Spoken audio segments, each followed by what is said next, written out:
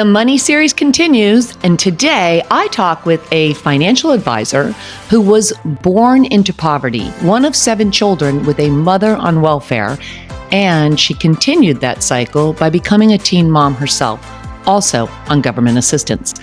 But she completely turned things around, broke through that generational cycle, and became a well-respected financial advisor. And then she went on to become a a multiple 6-figure entrepreneur, almost at 7 figures now. She's on the show today sharing not only how she did it, but how you can do it too. We cover everything from breaking those financial barriers and the generational cycle, overcoming money trauma and scarcity mindset, understanding how our body's reactions can impact your financial decisions, and how to develop a healthy relationship with money. It's all coming up next. Stay with me.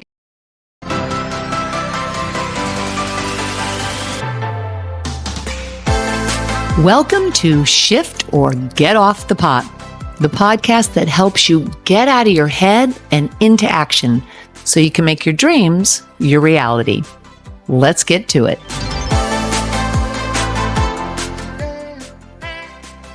Welcome to the 3rd episode that we are doing on the series of money, everything about money, how to grow your money, how to determine if you might have some blocks, how to figure out how to remove those blocks, and how to truly just start creating an abundant lifestyle for yourself. And today I am excited to be joined by a financial advisor who knows quite a bit about removing those blocks and understanding how to create a better life for herself and her family. She is actually a trauma-informed master mindset and money coach, and she has 18 years of experience helping people achieve their financial goals.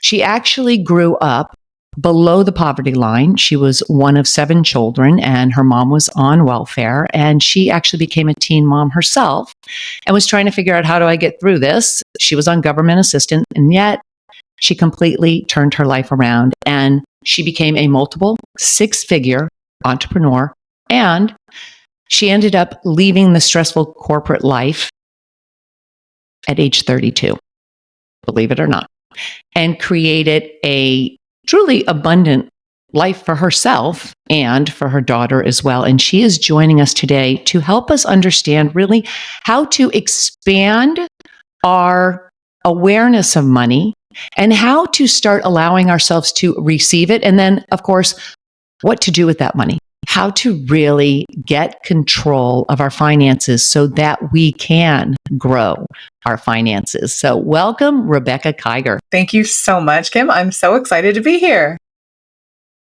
I'm really grateful to have you here because, we have been doing this series where I initially kind of gave an overview of the mindset, the blocks, the things like that happen around the money. And part of that is obviously really being aware of it. And so often we're afraid to be aware of it, especially when you don't have money. It's like, I don't want to look at my bank account and stuff. But I talked a lot about the energy of money and some of the mental aspects of it, but then the practical aspects. And then I had on in the 2nd episode, somebody that retired at age 34 that was just done with the 9-to-5 grind, that thought, I got to figure this out, but really became very intentional with her actions, right? And learned how to put her money to work for her. And so I want to bring in this whole series, yes, the mental, but also the practical. So I love that you're a financial advisor, and I love the fact that you figured it out. Like, you grew up below the poverty line. And then it's a natural progression. What you would normally see is, okay, you kind of stay in that, right? And you did. You became a teen mom, you're on government assistance, and then it's like, okay, but I can flip the script here. So I'd love to hear a little bit about your story and what led you to finally go, there's a better way. Okay, I love that. Great place to start. So as you mentioned, I did grow up below the poverty line. Things were really, really hard growing up. And there was a lot of abuse in my childhood as well. So that kind of led me down the trauma-informed route because I had my own trauma to heal from.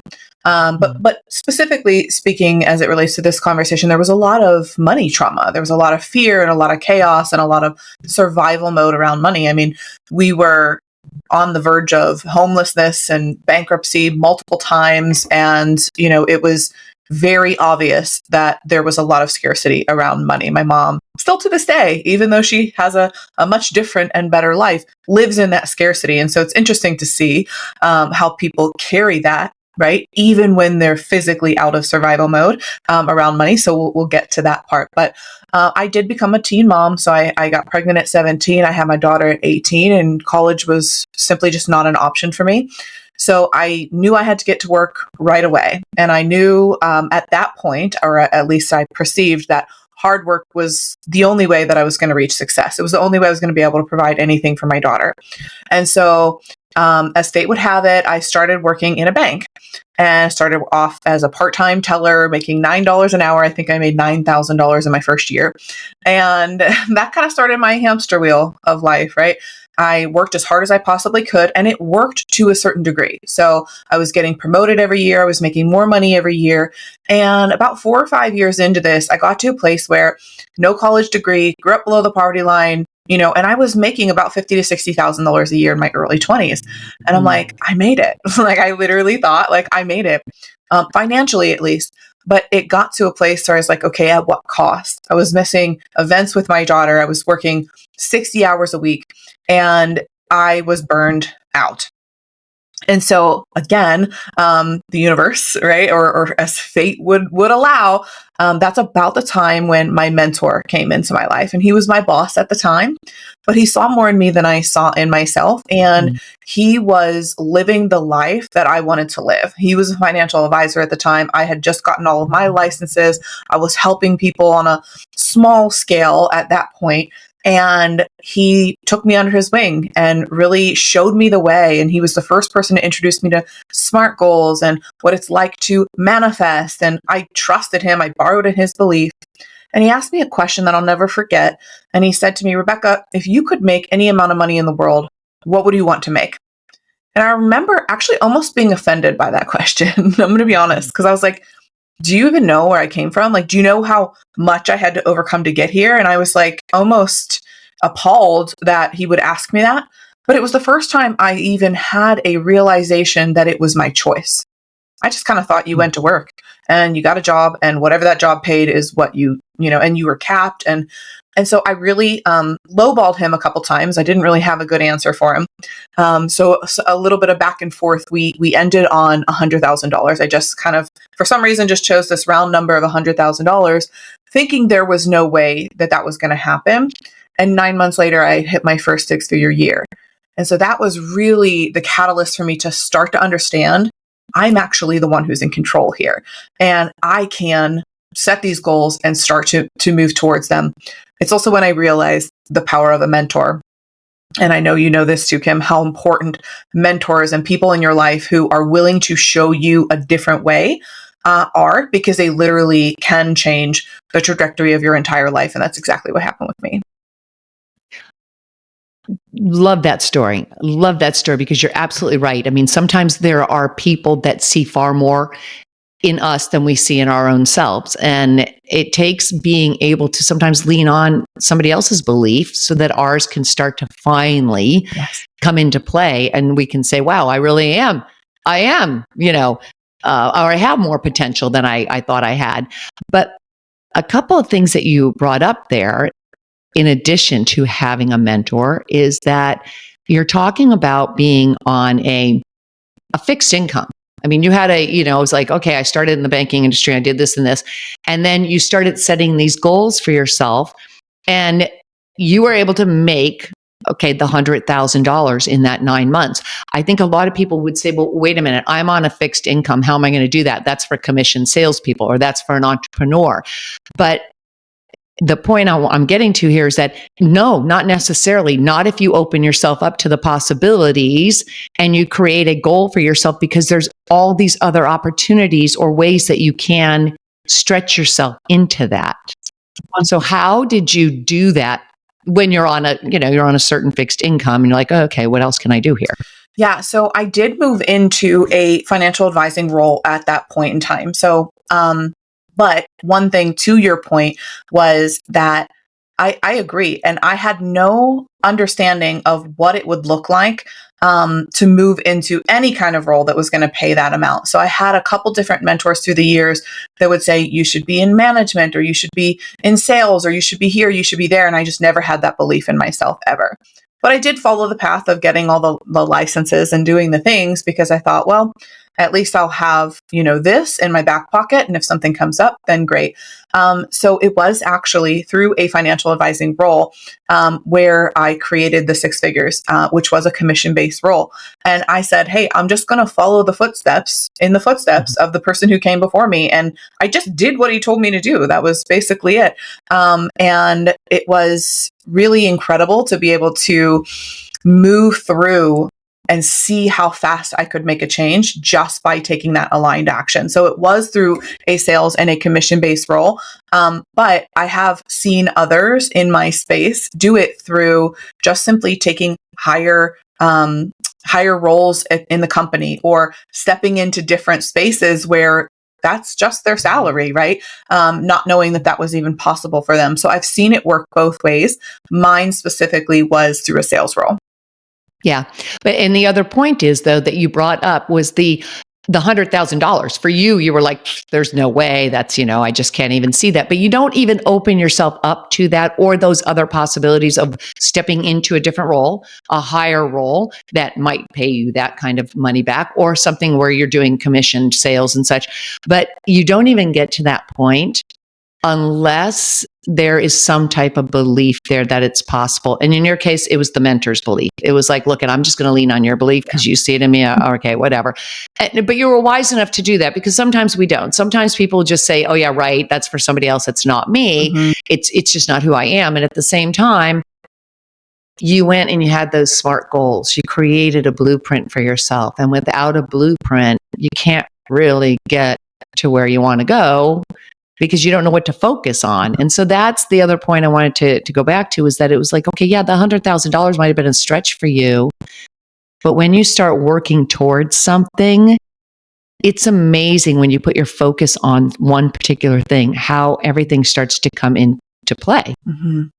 Yeah, I believe it's because what we focus on grows and what we track expands. And I just had this conversation with my husband the other day. It was like, every single thing that I have put all of my energy and focus towards in my life, I have created massive results. But I still sometimes, right, because I'm human too, and I know, I'm sure you probably deal with this, and most of us entrepreneurs, I still sometimes question my abilities. And I'm like, oh, could I go and actually create this? Or could I go and create multiple seven figures? Could I ever get to 100 million? And I'm like, I don't know, and those things are still a stretch. And I think that that's important to bring to the conversation, because I believe that a lot of people think, and I thought this for a long time too, that just because people are making more money, or they're living, the life that they desire, they're doing what they love for a living, that everything just comes easily to them. We snap our fingers and like we manifest, $1 million while we're sitting on our couch. It's just not always the way that it is. I think there's layers to this. And I think it's important to normalize that conversation as well, that, no matter how far you go, I've seen people who make, hundreds of millions of dollars still have anxiety and stress around money, and still have limiting beliefs, and still have unworthiness wounds. So it doesn't necessarily go away. But I love to bring that to the conversation, because I think it's important to normalize the fact that, yeah, just because we're living our best lives, right, on social media doesn't actually mean that we don't have any struggles. Right. Well, that's true. I mean, that's part of being human. And also they say sometimes, I have heard it said, and you, I know, have too, because we're in the same mastermind or same mentorship program. And that is like new level, new devil, yes. Right? But that is part of stretching and growing, because, if you're asking for something like that, it's like, okay, you're going to have to go through the struggle to get there. It's like, if you want to, I don't know, lift more weights or a higher weight or something and get more sculpted. Okay, you're going to have to put in the effort, and it's just something you're going to have to go through. And as you continue to expand into that. Absolutely. Yeah. And I don't love the expression, right? But it's so true, because it's like, yeah, the version of, and I'm sure same for you, like the version of us that we sit here today as, this would have scared the living crap out of the version of me 12 years ago that was setting that first goal for 100,000, right? I never could have imagined being where I am. And so I think it's, it's important to just make sure that, again, we bring that to the surface so people realize that, yeah, if you're struggling or you have limiting beliefs or you don't fully believe in yourself yet, it's okay. Like that's an okay place to start. Borrow my belief, borrow Kim's belief, like borrow the belief of someone else, and gather some evidence that it is possible for you. And I truly do believe that we can accomplish anything that we put our mind to when we have that laser focused energy. Oh, absolutely. I fully believe that as well. Les Brown always says, lean on someone else's belief until yours kicks Oh, I in. love And that. that is so true, because we all need that. We all need somebody that can see more in us, which is why I agree with you. I think mentorship programs are fantastic, coaching programs and such. And it's, that goes back to who you surround yourself with, because the more that you do that, you start to absorb that and you think, oh my gosh, if they can do it, I can do it. And it's kind of like also, if you can get a job, like you were saying, oh my gosh, I made 50,000, 60,000 a year. I'm like, I've made it. I finally made it.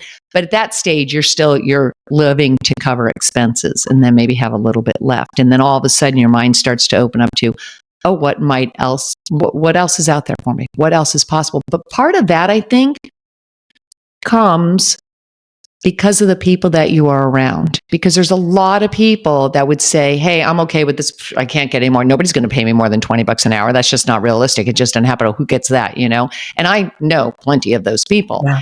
And, there's a shift that has to take place either within us or it's something that we're led to. And it's up to us whether or not we choose to pay attention to that. Because we could be in an environment like you were with the bank, where you paid attention to this person. Whereas you could have easily just said, this is my lot in life. You don't know, like you said. I mean, that was kind of an insult in a way where you going, wait a minute, how much can I make? Because you don't know my story. And you could have hung on to that and said, you don't know my story. You don't know what I've come through. And damn it, 60,000, I'm happy with that. And I've really put myself out here. And a lot of people would hang on to that and not see it. I want to be very careful with my words here, but not see it as almost as playing victim, being proud of it, which is great. It is something to be proud of, but at the same time, it's easy to kind of go back and go, oh yeah, but I already did this. Yeah. And it's like, and he's kind of going, but you can do more. Like you can do more. Oh, I was totally in the victim consciousness. Yeah. I love to hold on to that for, a long time, far longer than I even really like to admit sometimes. But that is an option. That's a timeline, of course, I could have chosen. And I think a lot of people will, but it's important to just make sure that we are, again, bringing light to these things so that people can see you have another choice. You have an option to listen. And I think too, the reason it was coming from very much so an egoic perspective, but the reason that I love to hold on to that is because of the people, like you just said, that I was hanging around. And there's a quote that says, if you are the smartest person in the room, you're in the wrong room. But from an egoic perspective, I was very comfortable being the smartest person in the room. It was easy for me to look around and say, wow, all the people I went to high school with, all of the people that, I know in my city, in my town, I'm doing so much better than them. And that felt really good to my ego for a while. And I think it was scary to step out of that.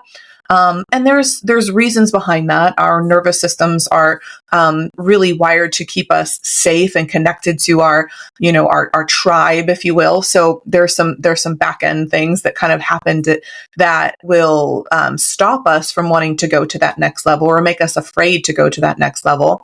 But yeah, once you start putting yourself in those rooms where other people are doing a lot more than you, that's where you start to see the vision. That's where you start to see what's possible.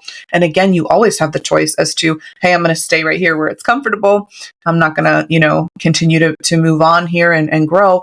Or you can, obviously step into that and start to learn from those people and grow. And that was the route that I decided to take. But there are many people, even in my, circle and family and friends who I love and adore who have just decided to stay where they are. And who knows? Maybe through example, they'll also shift someday. But it's interesting to see when, like you said, when someone sees more in you than you see in yourself, and you start to see that in others, and then you start to see how people are still choosing to stay stuck. And that's kind of been a driver for me, to say, okay, this is why it's important for me to continue to do this work, because I could have all of this potential like Les Brown says as well, one of the most wealthy places on the planet is the graveyard, because a lot of people take all of their gifts and their talents and their potential with them to the grave, and they never fully use it up. And when I heard him say that, I'll never forget. I was watching him speak live, and I'll never forget that. And I said, you know what? I won't be one of those people, and I will use my gifts and I will use my talents, and I'll do whatever it takes to be fully used up before I leave this earth. That's a great place to come from too. It really is. And, hence why this podcast is called Shift or Get Off the Pot, because it's kind of like, look, we all have free will. That's a beautiful gift that we have. And we do have a choice as to, okay, what are we going to do? And it is a lot easier. I know, I did it too. It's a lot easier to just go, I'm comfortable. Do I really want to do that? That's going to require effort. Do I have the energy for that right now? I mean, I've already raised 4 kids. Oh my gosh. Now I still, and you can play that game for a while, and it's almost like, okay, you know what? I'm going to give myself the grace. And what I've learned to do is when I get into kind of those moments, and I think we all do, because again, we're human, where you just kind of go, I just want to just like rant and rave and throw a temper tantrum and say, damn it, I don't want to have to stretch into that. I don't have to learn that. My mind's full of learning, but and for me, it's learning about different investments right now.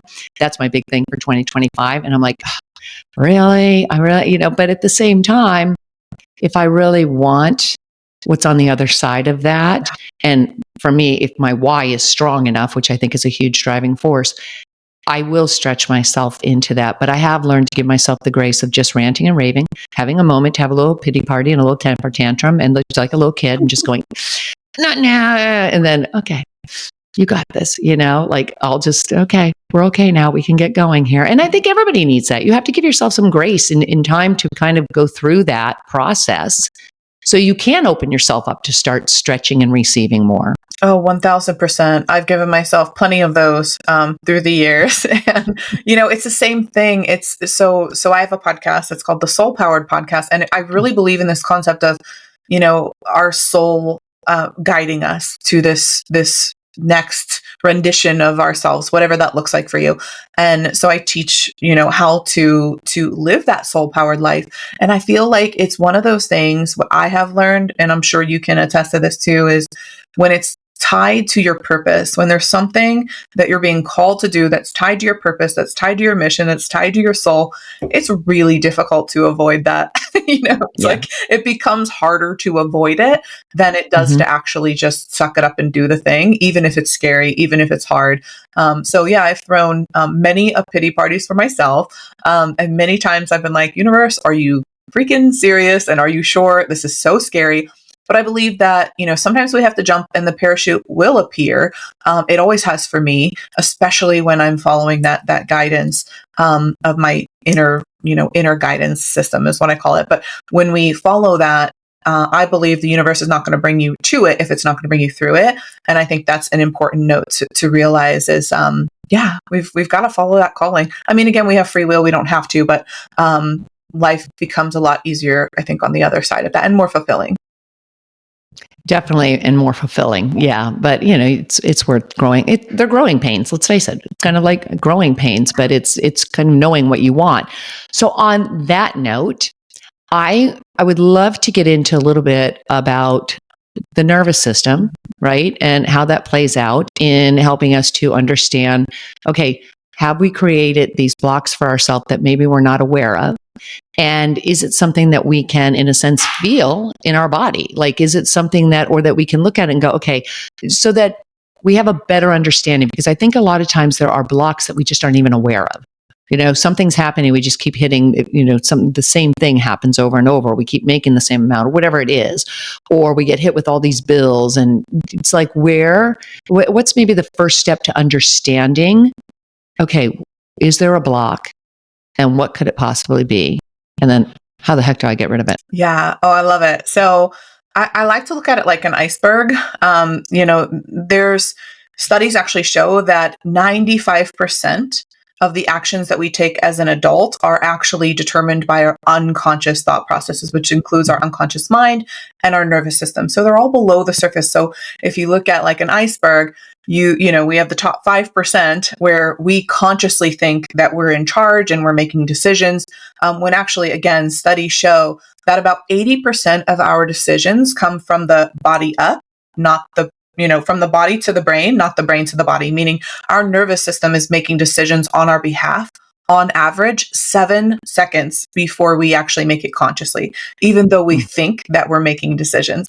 That's kind of why, if you've heard these stories about mothers who they moved the truck out of the way when it was like rolling back and going to hit their kid, or like these crazy stories where you may even have something like that you've experienced in your life where your body just jumped into action. You didn't have time to think.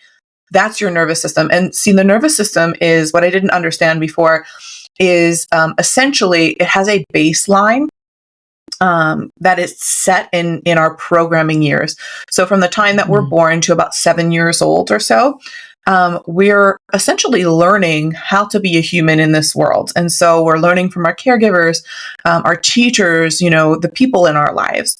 And our nervous system is designed to keep us alive. And so the way that it works is anything that is familiar to the nervous system is automatically going to be deemed as safe. And anything that's unfamiliar is going to be deemed as unsafe. So I'll give you an example of how this works. With my upbringing, my baseline, my nervous system's blueprint baseline was that of scarcity. I watched a lot of fights, a lot of chaos, a lot of crying around money. So what my nervous system believed in adulthood is that money is not safe because money equals chaos, money equals fights, money equals crying, money equals homelessness.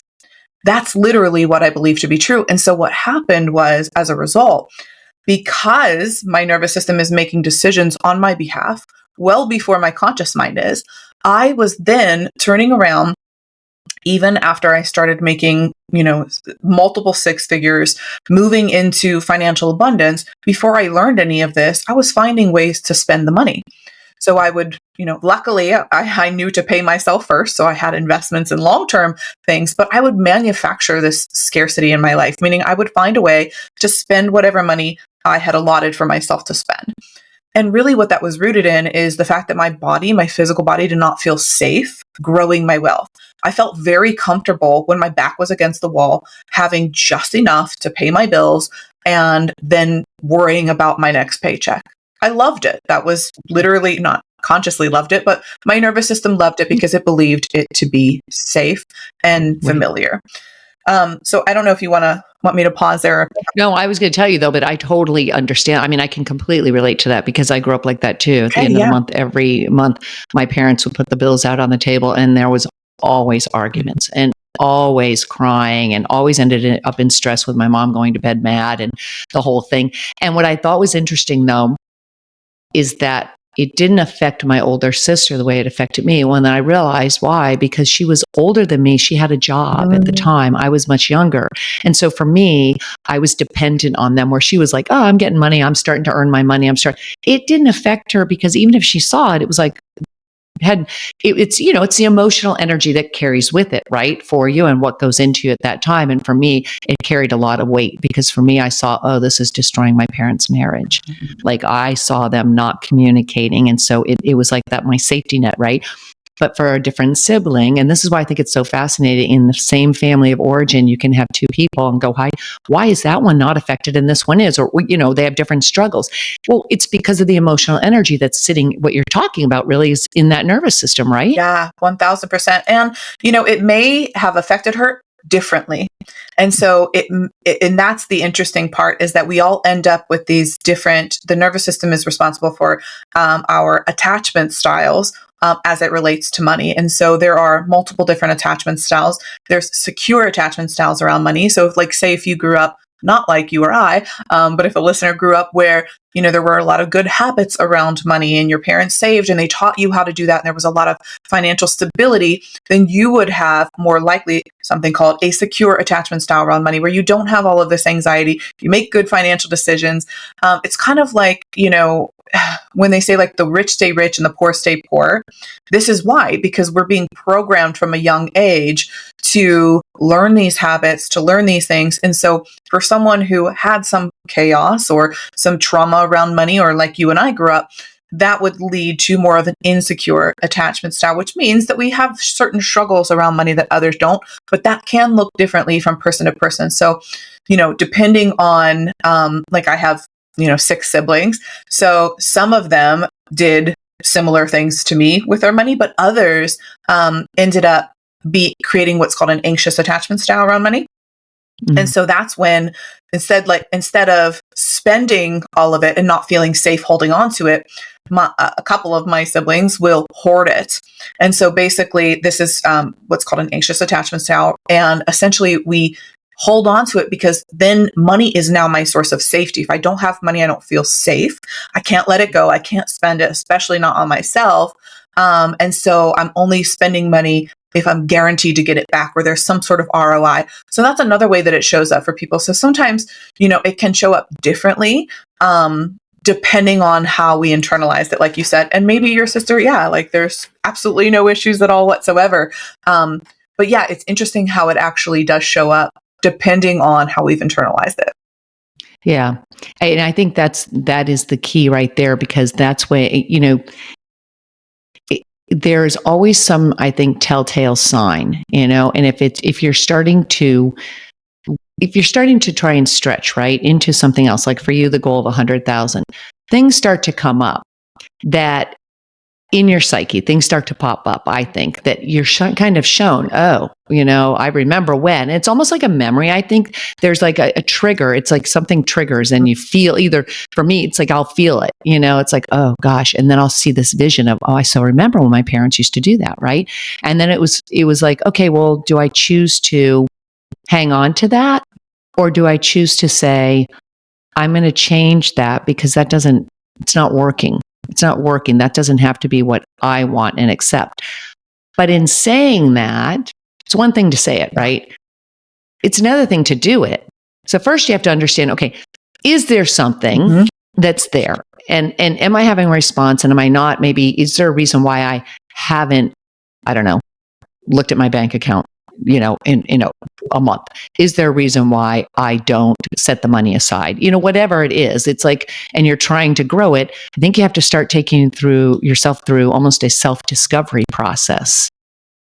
1000%. And the method that I teach actually, and we can go into as much or little as you want, but the very first step in the process that I teach and work with my clients is cultivating awareness to the cycles and the patterns and the limiting beliefs and the protective patterns that their nervous system's holding on to, which is exactly what you're talking about. It really is about cultivating awareness, because you're not actually going to know what your blocks are until you start to cultivate that, like you said, self-discovery. It's like, oh, I'm doing this and maybe I don't want to be doing that, or that's not serving me. But the body keeps the score. I mean, there's a book that was written with that same title, and it talks about how, our body stores these memories. So during those programming years, really in our entire lives, I kind of equate it to when you were born, it's almost like you had a GoPro attached to your forehead and you're just walking around, and your subconscious mind and nervous system have stored every single memory, even if you can't consciously remember it. So your body does remember. And if there's something that brings up a trigger, it's like, if you've ever been driving in a car, or, something comes up and you're like, I have no idea why I'm so anxious right now. And you have an experience of like feeling this anxiety out of nowhere. But then you realize like, oh, this is where I got into a car accident, or this is where this happened in the past. It's because your body's like, hey, be on alert here. Something bad happened here, or with this scenario in the past. And so at that point, a lot of people believe when those kinds of things come up, it's like, oh, this is just more evidence that it's not possible for me. Remember, because look at how I messed this up in the past or did this. But actually what's happening is your subconscious mind is bringing that up, and your nervous system is bringing that up for you to say, hey, do you want to heal this? Do you want to work on this? Because a lot of times when we start our money healing journey, this is why I think it's important to work with someone that can support you, because sometimes when we start this journey of discovery and healing, things will come up. And we'll gather that as evidence if we don't know what to do otherwise, that this is just more evidence that I can't do it. Meanwhile, it's actually just showing you where you have an unhealed trigger or pattern that needs to be addressed so you can move on from it. So look at it as something that's positive. Yes. And say, okay, this is a good thing. And it's a good thing because it's helping me on my journey to say, okay. And I don't think it has to be this long, drawn out, involved process. I mean, would you agree with me? I think like you can look at it and go, okay, I'm ready to change it. First of all, make the decision. Mhm. And then once you make a decision, well, then you have to start actually taking the action steps to change it. 100%. And I believe truly, because what happens within the nervous system, the damage that occurs a lot of times is relational damage. So there's things that occur with other family members, or maybe we're scrutinized for financial decisions, or there's things that damage the nervous system as it relates to relationally, meaning with other people. So the way that we combat that and that we heal, especially from a trauma-informed perspective for someone maybe who has gone through deeper levels of trauma that mindset work alone may not address, those things are what we want to create is conscious situations of the opposite. And so basically doing this in a way where you're in a safe space with a safe person or group of people like us. We're both in a similar mastermind or the same mastermind. So we can share certain things publicly that we might not just stand up on stage somewhere else and share, because that's not really a safe place for us to be talking about certain things. And so doing those things in relationship with other people and in safe spaces and containers can actually expedite the process of healing the nervous system, because it's showing the nervous system it's safe to talk about money. It's safe to go after more things.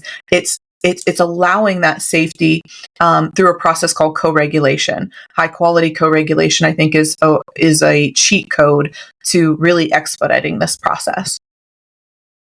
Well, and it's also helping you to see that you're not alone, right? That other people have similar issues and could be really kind of the same issues like we just talked about, and similar, for us. I mean, I didn't grow up below the poverty line, but I grew up with a lot of, stress around money. And I looked at that and was like, wow, that's really interesting. And then when I learned how to make money in sales, I was like, whoa, this is great. I can write my own paycheck. Hey, who knew, right? I don't have to listen to all that and buy into all that other stuff around it.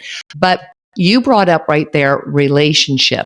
And I really want to get into the relationship with money, because one thing I touched on in the very first episode in this series was that you have to have a positive relationship with money.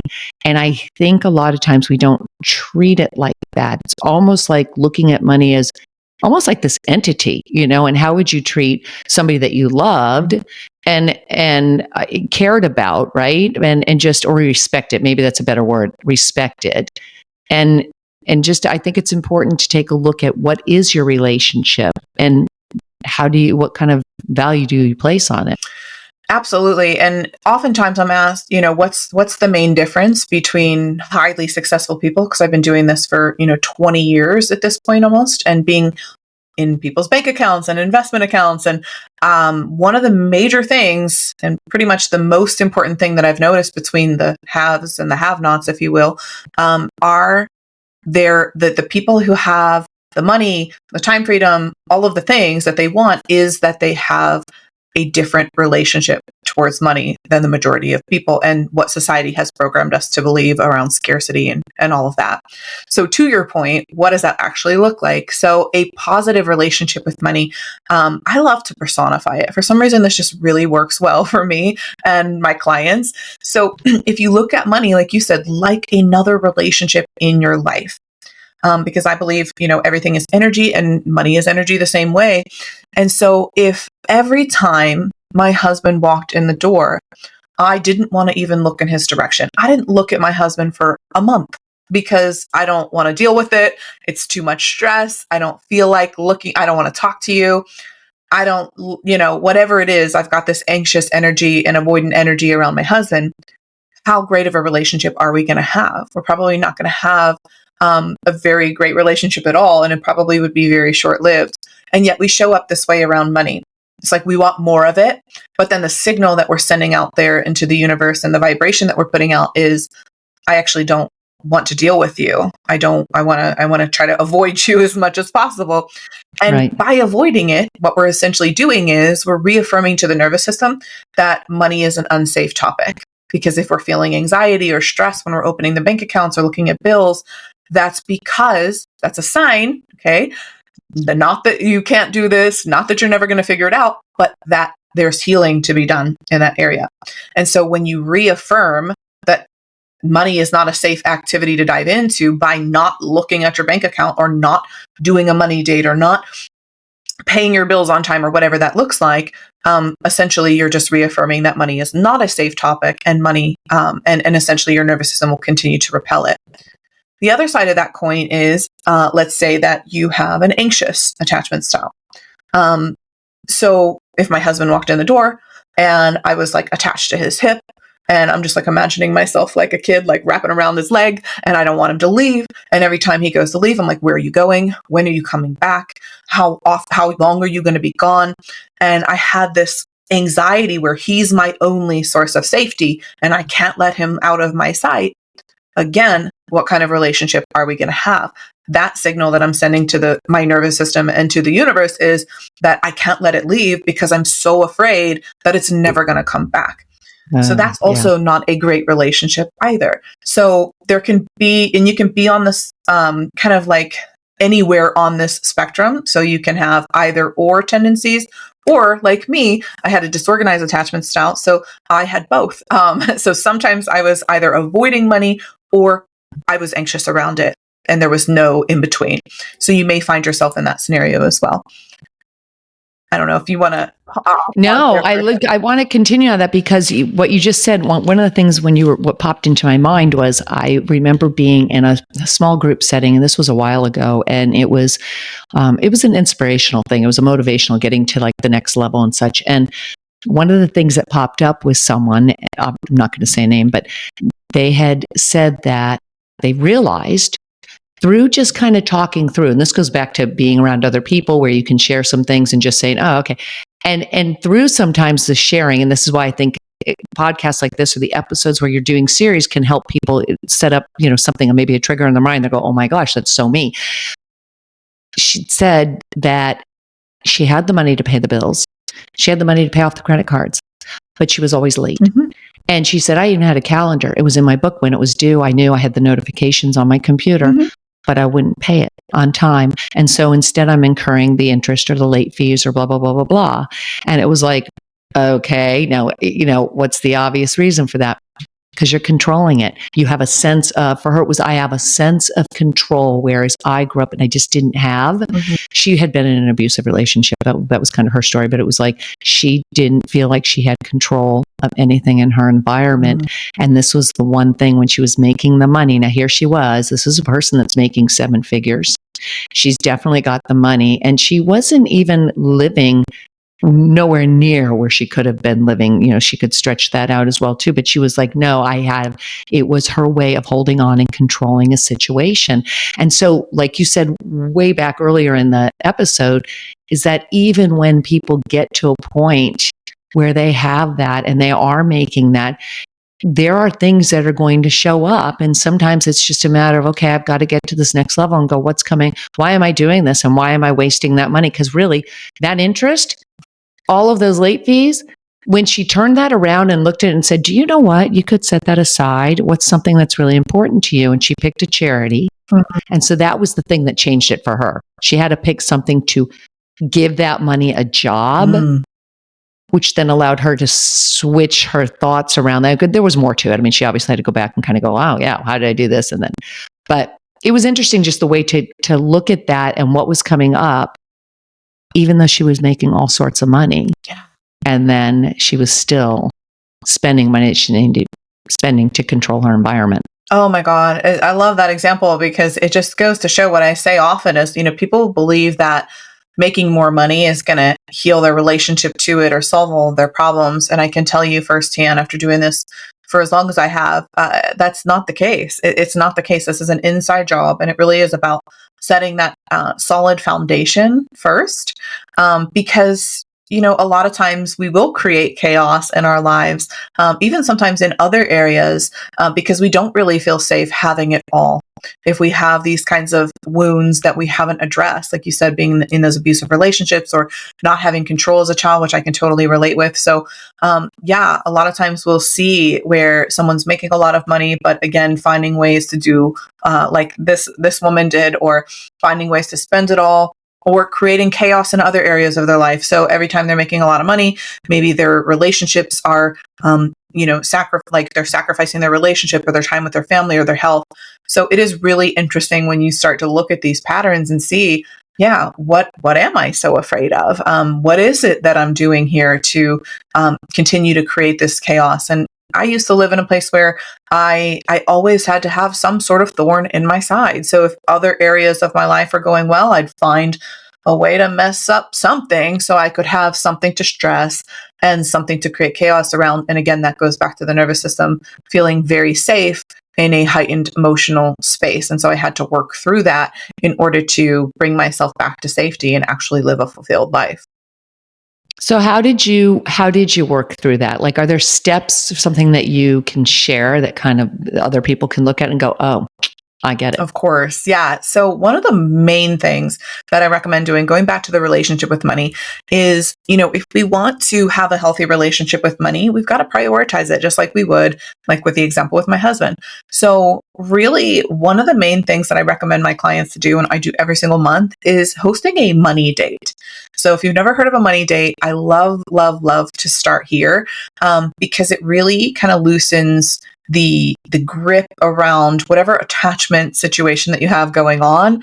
It creates a more neutral space around money where you can show money that it's a priority in your life. And so what a money date would look like is essentially you can light a candle, some incense, put on some soft music, grab a glass of wine or your favorite drink, and just sit down, maybe do some nervous system practices or take a couple deep breaths, put yourself in a safe space, and start to look at your finances. Open up your bank account, see what's coming in, see what's going out, see what kind of investments you have, or if you have debt or anything like that, and really sitting down and actually just spending time with money. Because again, what we focus on grows and what we track expands. And so if you're not tracking anything, you have no idea what's going on in your bank account, or you're so anxious to look at it, again, that's sending a sign to your nervous system that it's not safe. So when you can put yourself in a safe space and actually do this money date, over time, what begins to happen is you get into more of a neutral space around money. It almost becomes, well, for me, like someone else's money, because I've been dealing with other people's money for a long time. So I can easily kind of look at my accounts and I'm like, oh, okay, it's just a number. But it wasn't always that way before. There was a lot of emotion attached to it, right? So over time, the more time that you spend with money, the better that your relationship begins to become with it, because you can enter into this kind of neutral space and you start to shine a light on it. I kind of equate it to like when I was a kid, go down in the basement, and that's where our laundry setup was, and it was dark down there, right? And sometimes like there's this shadowy figure in the corner and I'm scared. As soon as I turn the light on, I'm like, oh, that's just like a coat on a hanger, right? It's not a scary monster in the corner. Well, that's kind of the same thing that happens once you start to shine a light on, hey, here's what I actually have going on. Here's what the situation looks like. That's the only way that you're going to be able to, number one, realize it's not some shiny monster in the corner. This is just the reality of what I have going on right now. And also realizing that where you are currently right now with your financial situation is dependent on what you've done in the past. Where you're going is what is dependent on what you do today. And so it kind of allows you to release some of that, whatever guilt or shame or, judgment that we're placing upon ourselves for past financial mistakes or things that we've done, and just say, hey, if I want to take control of my finances, I've got to know what everything looks like. I have to know where I'm starting. You can't get to your goal. If I was traveling somewhere and I plug something into my GPS, the first question it's going to ask is, where are you starting? You've got to know where you're starting in order to know how to get to where you want to go. Great points. I love the money date. I love that because it diffuses all of that energy. If there is any kind of angst around it or just stress, it does diffuse that, and it puts it in a whole new light. So you can take a look at it and just go, oh, okay, this is it. And then it allows your mind to start planning about, okay, what am I going to do next to stretch this, to grow, and what are my opportunities? Really, it opens your mind up to looking at all the different available opportunities. And there are always so many that I think we just aren't aware of. We're just pigeonholed into thinking, okay, this is the way you do it, high yield savings account or something else, when it could be, maybe I start a side hustle, or maybe I need to change my investments over here. Or maybe I just need to take a look and consolidate some things. But I don't think we like you said, you don't know unless are aware of it, and you have a starting point too. Yeah, it kind of just feels like this scary monster, right, in the corner. Yeah. But then once you start to shine the light, it's like, oh, that's just a code. Okay, I can deal with that. So it does allow us to get to a more neutral place. Exactly. And that's the important part, to just have that neutrality around it, because it makes things so much easier. And it doesn't have to have and carry all that weight that I think, listen, it's learned that the weight that we have given it and the importance that we've given it, yes, it's important, but it's just a tool that we can use. And if we know how to manage it, and as a financial advisor, I'm sure you have seen that frequently for a lot of your different clients. Oh, 100%. Yeah. So you talk about helping people to really allow themselves to receive and to receive money, become more abundant and such. How are some of the ways that you do that? Because I know you have a program coming up. Is that something that you use in that or teach in that program? Yes, it is. So the program that I have coming up is it's a brand new program, and it's called Expand. And essentially, it's designed to help you expand your nervous system's capacity to receive good things, so that you can make more, save more, and live more. And I think that it's a nuanced topic. It's not talked about often, because a lot of times we're talking about mindset work, and mindset work is crucial, and it's super, super important. But even the nervous system goes a layer deeper than that, because a lot of times I see people like, okay, I'm going to think positive thoughts, and I'm going to say affirmations, and I'm going to do all the things.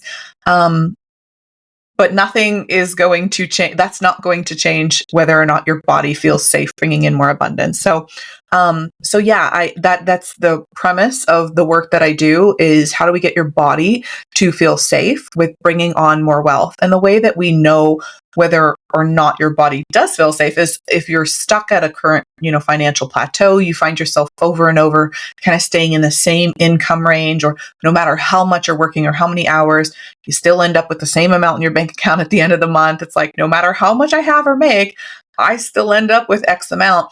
That's a really good indicator that your nervous system is within what I call your financial thermostat, is kind of set where it is right now.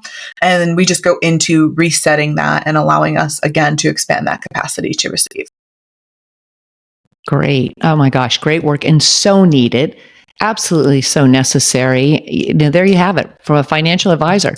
It's mindset, it's nervous, it's a whole body experience. It really is, because the practical steps are necessary. But if you can't invest if you don't have anything to invest. And if you aren't going to have anything to invest, if you're still stuck at the same financial set point and you don't make any steps to take a look at it, become aware of it, and say, okay, working harder is not the answer. I learned that. Working harder is definitely not the answer. And you're just going to create bigger problems for yourself. And it doesn't go away unless we address it. That's the thing. It's like the elephant in the room. It has to be addressed. So I love that you blend this, that you have the practical side of you as a financial advisor that has been doing this for years. Somebody who has the experience, who grew up below the poverty level and who got your own self off of government assistance and created multiple six-figure business, and then now are teaching other people not only the practical side of it, but that there is the mental component and the nervous system component as well. That is so important. And I just so thank you for being here and sharing that information, because I think this is going to be an episode that's going to help a lot of people get on track towards that abundance. Yeah, I'm so glad that you feel like it resonates. And yeah, I'm so grateful to be able to share the message. And I think I do have a unique perspective and lens with this, because I have seen a lot of people, what's the next strategy? What's the right investment? What's this? What's that? Or they think, hey, if I just hit the lottery, or I just inherit this money, or, I just have this fast success in business. My dad hit the lottery 20 years ago and was a statistic and, lost it all 3 years later. I can tell you that, again, having more money, making more money, or coming into a large lump sum, it's not going to heal your relationship with it. So yeah, having both of these components, the strategy is important. But I look at it like you're building a house. You're not going to build a house on a foundation of sand. That's what you're doing when you're relying on, these large lump sums of money, or trying to, go and make more money, or trying these new strategies. We've got to build that solid foundation first. And then you can build your house of wealth, let's call it, as big, as tall, as wide as you want to, when you have that solid foundation. And I believe the foundation is in the body. Yeah, absolutely. Because everything starts there first. Everything starts there first. But also, like you just said, you don't have to wait until you have the 100,000 to start investing. You can start making little changes and little steps forward just by even looking at your bank account, or saying, okay, wait a minute, what am I spending money on every month that maybe I don't need to, that you can now earmark towards something else, right? Absolutely. Yeah, 100%.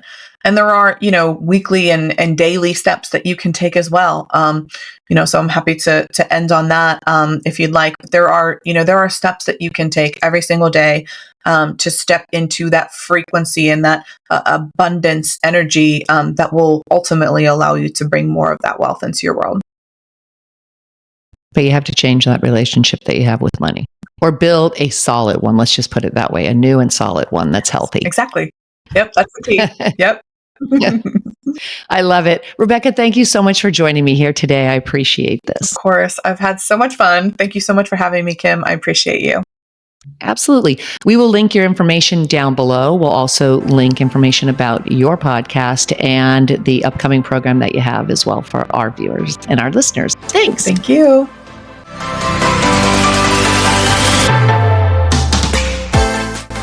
Thanks so much for joining me here today. If you want some help achieving your goals, you can grab the Success Bundle link down below, or head over to my website, kimkelleythompson.com, where I have several free resources to help you. If you like what you've heard today, please consider hitting that subscribe button and join me throughout the week for episodes that will help you make your dreams your reality. I'll be back again soon with another edition of Shift or Get Off the Pot.